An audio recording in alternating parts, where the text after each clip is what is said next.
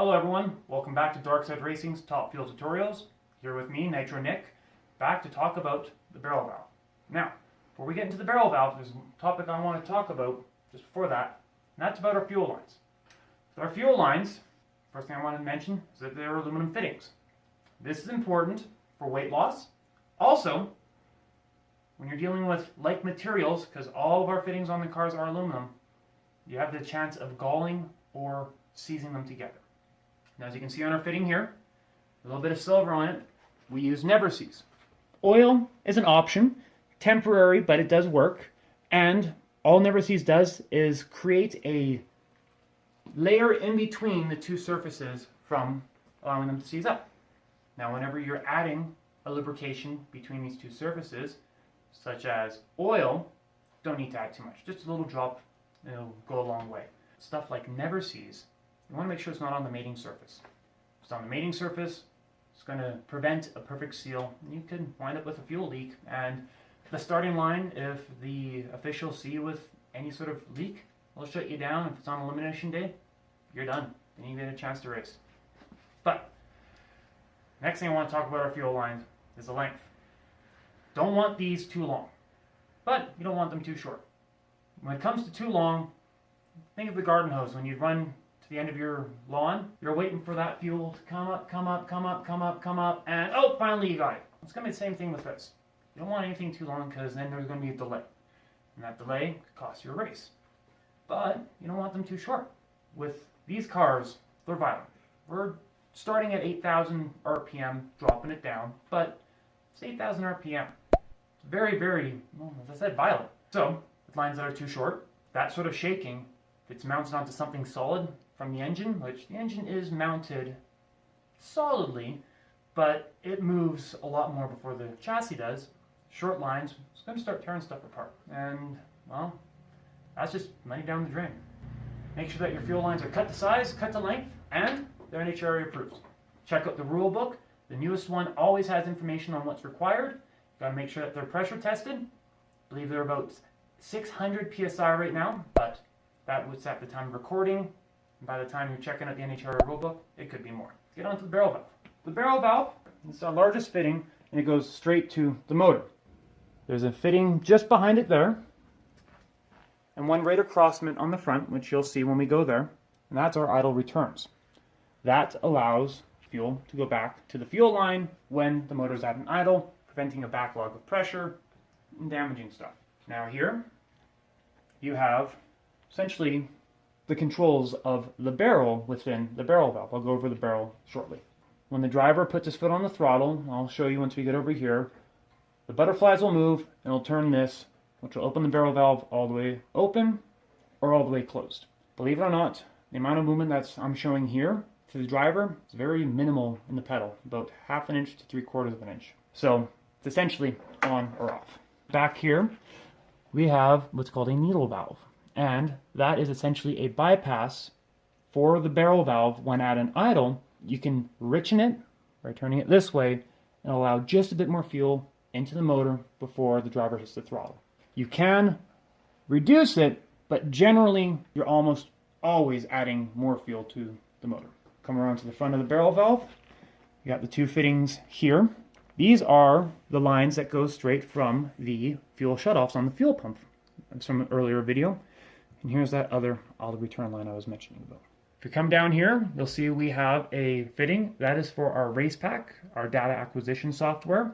That essentially is a return line to the race pack, but that just tells us how much fuel pressure is in the barrel valve at that moment. Up here, we have the butterflies and the entire hat or the injector. Now this is necessary when it comes to the fuel system for the fuel air mixture. As you can see, they open up. That's how much air you're letting in during a run. That's as much air you're letting in at an idle. Now we'll go over setting the idle a little bit later. And over here, this little connector here is where the throttle cable connects up to the driver's pedal. Well, that's kind of the brief overview. Let's talk about the barrel valve. And one more thing. When it comes to the manufacturers of the barrel valve, there is two gentlemen that are doing it primarily, and that is JT Stewart and Johnny West. These guys have picked up the reins after Pete Jackson passed away. Pete Jackson made barrel valves up from Mark 1 through 3, and then they picked up from Mark 4, and I believe they've just finished making Mark 8 now. This here is a Mark 7, so if you're looking for anything, please let us know at darksideracing.ca, and we'll be happy to give you the information you need to get your hands on one of these things. The driver typically has anywhere between ½ an inch to 3/4 of an inch pedal movement, and that pedal movement translates into about that much movement. What's happening inside the barrel valve during all that? Well, I will happily show you with a proxy demonstration. So, you have your two fittings at the front here where the fuel goes in. You got your two fittings on either side here called the idle returns, and you got the fitting in the back there where the fuel goes into the motor. Now, inside is essentially a cylinder like this, but a little bit shorter, but not much different. And you have the two openings here, which allow the fuel to go in. But on the back, the openings aren't quite all the way around, so they don't allow fuel to go in through the actual fuel line. This slot here and this slot here allows the fuel to leave the barrel valve through the idles and not create a buildup of pressure. Now, as soon as the throttle is opened, the idle returns are shut off and full fuel flow is allowed into the fuel line. Simple as that. But remember that needle valve under here?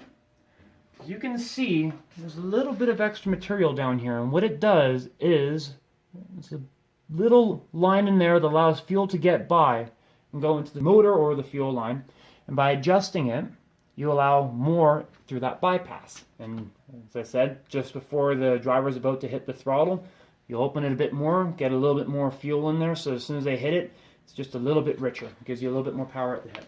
There's a delicate balance with all of this, and that delicate balance is how much fuel and air goes into. We'll talk about that next. So, one last thing in regards to the barrel valve to cover, and that is fuel and air mixture. Now, believe it or not, air can still get in here. We got about fingernail width, and I think we set it about 18 thou clearance between the bottom edge of the butterfly here and the bottom edge of the hat or the injector. Now, depending on your altitude, that's going to change. That matters a lot because with these dials here, one on the front, one on the back, that restricts how open the butterflies can go, because you put them too far, you're going to start closing it off again. And with this one up here, you adjust that idle. Now, when you adjust all that, you have to keep in mind that the barrel valve is going to move. And this little piece of hex here has a reverse thread setup.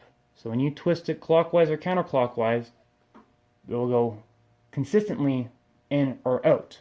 Keeping that in mind, you got to make sure that with all these adjustments, the barrel valve is all the way closed at the idle, and it's all the way open during the run.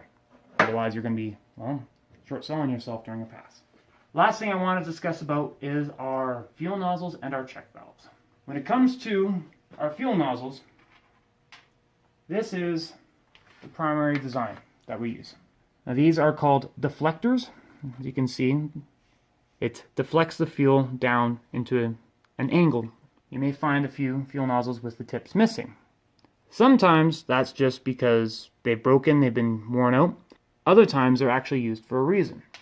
And that reason is with our blowers at the back here, I don't know if you can see, we have two fuel nozzles that go straight in. And the reason you would use a nozzle that has a deflector removed is if you have no need to deflect it. If it is a hole that it is filling, you don't need to point in any direction. Now, the reason you use a deflector is for the nozzles up the front here. You want to make sure it's focusing right down on the blower. And what we call the port lines, which is the manifold, you want to make sure that the deflectors are focusing the fuel into the heads. And then in the actual heads themselves, we have two more nozzles with deflectors focusing it right at the valve. Don't want fuel going up. You just want it all going into the cylinder, getting all the power that you can. We're going to go to talk about check valves. Check valves are also important for nozzles, and I'll talk about that in a moment.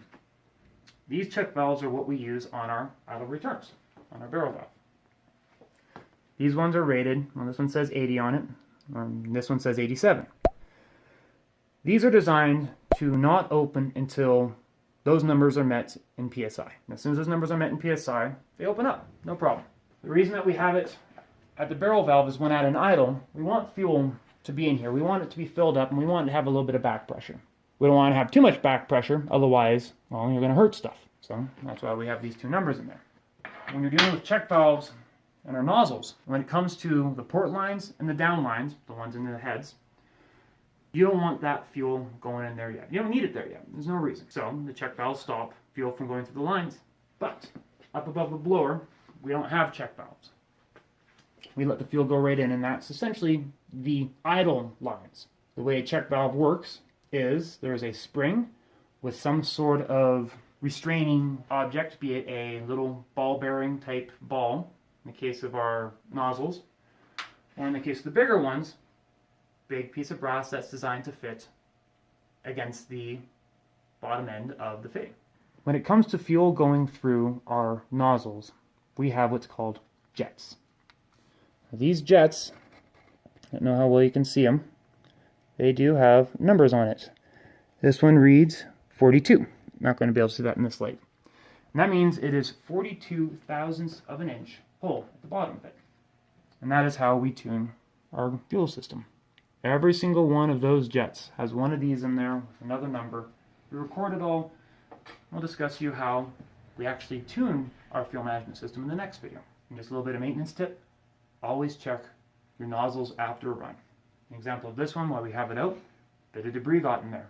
And debris is going to cut down on that nozzle size, and your tuner's going to be out of whack. It actually could damage stuff once you start performing more higher and higher levels. So that's the end of today's video. Thank you so much for watching. Please remember to subscribe, leave a like, share it on social media, and leave a comment. We want to hear your feedback. Any ideas that you may have for future videos, questions that you may have about this video, or even just a general chit chat. We want to get more people into this sport. Top Fuel is the king of this class for a reason. Let's make it king back in Canada. Talk to you later.